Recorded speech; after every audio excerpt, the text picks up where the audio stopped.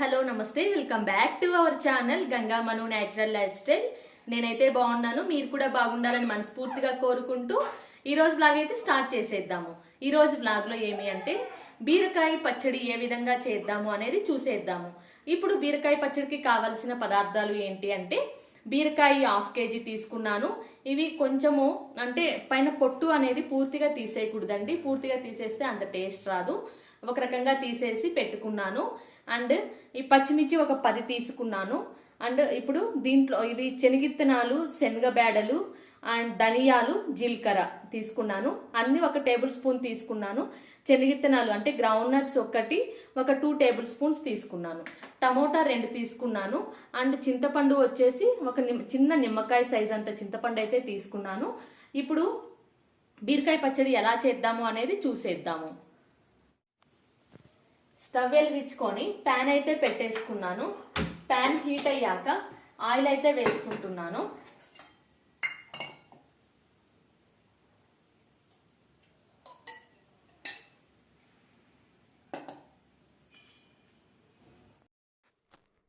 ఇప్పుడైతే మనము already ground nuts తీసుకున్నాం కదండి. ఆ గ్రౌండ్ నట్స్, శనగబేడలు, ధనియాలు, జీలకర్ర నేను 2 టేబుల్ స్పూన్స్ ఆయిల్ అయితే వేసుకున్నాను. ఆ ఆయిల్లోనే అవి మొత్తం వేయించుకోవాలి.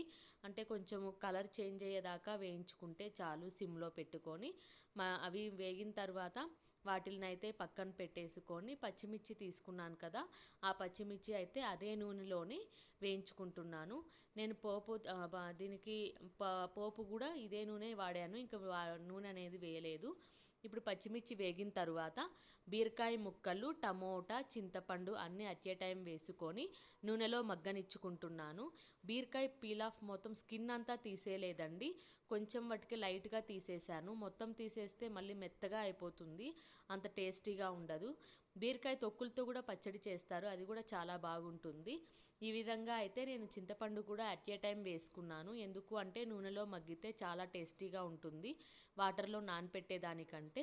ఇప్పుడైతే లిడ్ క్లోజ్ చేసుకొని 5 మినిట్స్ సిమ్లో మగ్గిన తర్వాత ఈ విధంగా అయితే మొత్తం దగ్గరకు వచ్చేస్తాయి. దగ్గరకు వచ్చేసిన తర్వాత మనము వాటిల్ని గ్రైండ్ చేసేసుకోవడమే. గ్రైండ్ చేసుకోవడం అంటే ఫస్ట్ శనగిత్తనాలు అవైతే వేసుకొని నేను గ్రైండ్ చేసుకుంటాను. శనగిత్తనాలు ప్లస్ ఇవి చిన్నుల్లిపాయలు ఉంటాయి కదండి, అవైతే ఒక 10 రెబ్బలు వేసుకున్నాను. అండ్ వేయించుకున్న పచ్చిమిర్చి యాడ్ చేస్తున్నాను. ఇవన్నీ అన్నీ కచ్చపచ్చగా చేసుకోవాలి అండి, ఫైన్ పేస్ట్ లాగా అంటే టిఫిన్స్లో చట్నీ లాగా చేసుకోకూడదు. ఇప్పుడు రుచికి తగ్గట్టు ఉప్పు అయితే యాడ్ చేస్తున్నాను. ముందే ఉప్పు వేసుకుంటే బాగా మెదుగుతుంది కదా, అట్లాగా చూసారు కదా, అట్లా మెదిగింది. ఇప్పుడు అయితే వేయించి పక్కన పెట్టుకున్న బీరకాయ ముక్కలు అయితే యాడ్ చేస్తున్నాను. ఇవి బీరకాయ ముక్కలు యాడ్ చేసిన తర్వాత దీనికైతే పోపు పెడుతున్నానండి. పోపు పెట్టడం ఫుల్ ఆప్షనల్, మీకు పెట్టుకోవాలి అనిపిస్తే పెట్టుకోవచ్చు, లేదు అంటే స్కిప్ చేసేయచ్చు. ఇప్పుడైతే పచ్చి ఆనియన్ అయితే యాడ్ చేస్తున్నాను. పచ్చి ఆనియన్ యాడ్ చేయడం వల్ల టేస్ట్ అనేది బాగా వస్తుంది. చూసారు కదండి, నేను కచ్చా పచ్చగా అయితేనే చేసుకున్నాను. బీరకాయ ముక్కలు అన్నీ అవి బాగా తింటూ ఉంటే బాగా పంటి కింద బాగా తెలుస్తుంది. ఇప్పుడు వేడివేడి అన్నంలోకి ఈ పచ్చడి వేసుకొని నెయ్యి వేసుకొని తింటే చాలా సూపర్గా ఉంటుందండి.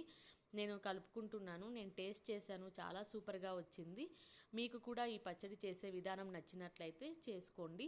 ఈ వీడియో నచ్చినట్లయితే ప్లీజ్ లైక్ చేయండి, షేర్ చేయండి, సబ్స్క్రైబ్ చేయండి.